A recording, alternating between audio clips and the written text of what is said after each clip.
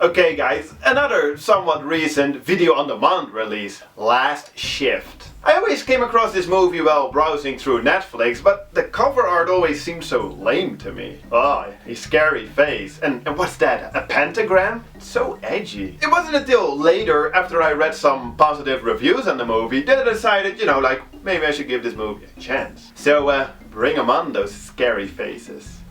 So, we follow this cop on her first shift, and her first shift is the titular last shift at this old police station. It's about to be closed down, and all she has to do is just spend the night there until some guys come to pick up some remaining hazardous evidence material. Sounds easy enough, right? I used to babysit, believe it or not, and sometimes I had to spend the night as well. Easiest money I've ever made. Then again, where I had to babysit, there weren't that many homeless people peeing all over the place. And that's just one of her worries. She also keeps receiving these scary distress calls from this one girl, as well as hearing strange noises all around the station. Huh? Sounds pretty scary, right? Based on the edgy poster and the whole weird stuff happening in a supposedly empty police station, I figured like, okay, this is probably gonna be a supernatural horror movie. I mean, I hope not, since I'm not the biggest fan of those type of movies. But hey, I'm open for it. I mean, I went into this movie more or less completely blind, so I was like, surprise me. And well, it actually kinda did. And I want to talk a little bit more about that, but in order to do so, I'll probably have to include like some minor spoilers. But don't worry, I'll try to keep it to a bare minimum. So, little by little, through different characters, we learn more about a backstory involving a Charles Manson type of dude and his cult who were at one point incarcerated at this exact police station, and one of the officers involved in the whole case was the main girl's father. What are the chances? So, it is quite obvious that this whole backstory and connection is gonna be a big, important theme throughout the whole movie. And I actually really didn't mind that at all, since for some reason I always love these crazy cult type of stories. I don't know, for some reason they just always really intrigue me. So yeah, I definitely like the story. I mean, it's simple, perhaps not all that original, but I liked it, it worked for me. And it definitely didn't waste any time. I got into the movie pretty fast, and I got intrigued pretty much from the get-go. And hey, that's always a good thing. But does it also work as a horror movie? Is it scary? I imagine you guys asking me these questions. Well, let's see. It wasn't overly scary, and that's coming from someone that's easily creeped out. But it definitely had some effective scenes, sometimes just subtle stuff like here, where the cop is in a cell with just the homeless man from earlier who nicked her flashlight. But then, uh-oh, it's not the homeless guy holding the flashlight. What? Come on guys, that's a little creepy. I actually kinda like the fact that it was all a little subtle. The repeated distress calls, the little poltergeist and paranormal activity in the office. It was all creepy in a non-over-the-top way. I appreciate that. Also, virtually no jump scares. Well, there's always one or two, of course. Sorry for that.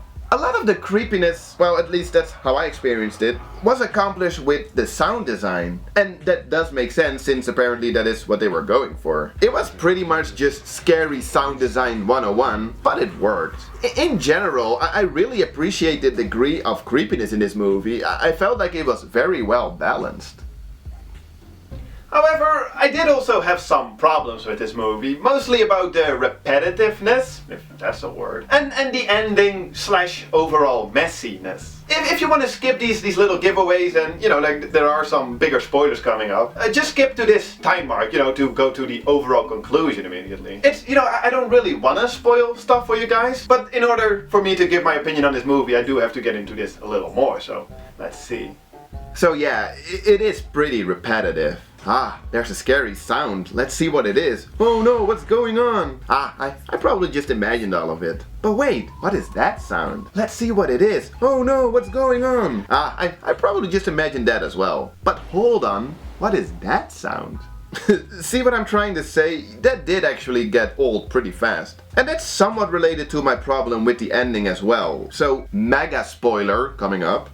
Because I feel like that there are two explanations for the ending. Either she imagined all of it and that drove her crazy towards the end, or the police station was actually really haunted. But neither explanation is satisfying. If it happened in her mind, Why?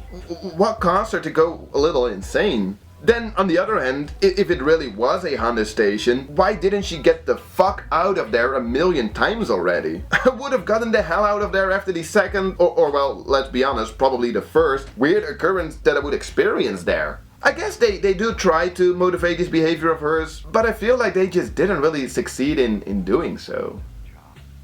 So yeah, it's a little messy, but in all honesty, I really only started to realize that after the movie. You know, when I was thinking about it and trying to make sense out of all of it. While watching the movie, I was mostly just like, oh, this is pretty cool. So I feel like this is one of those cases where, you know, you just enjoy the ride, and afterwards you just move on with your life. You know, satisfied with the fact that you saw a cool little horror movie. You know, maybe tell a friend or two like, hey, I saw this horror movie. It was a little creepy. Maybe you should check it out. I mean, that's exactly what I'm doing. Hey guys, I saw a horror movie. It was a little creepy. Maybe you should check it out. But that's it, you know. Don't overthink it. Just enjoy it for what it is. There's definitely a lot worse straight to on-demand horror movies out there. This one, despite its flaws, it's pretty enjoyable. Yeah. Cheers.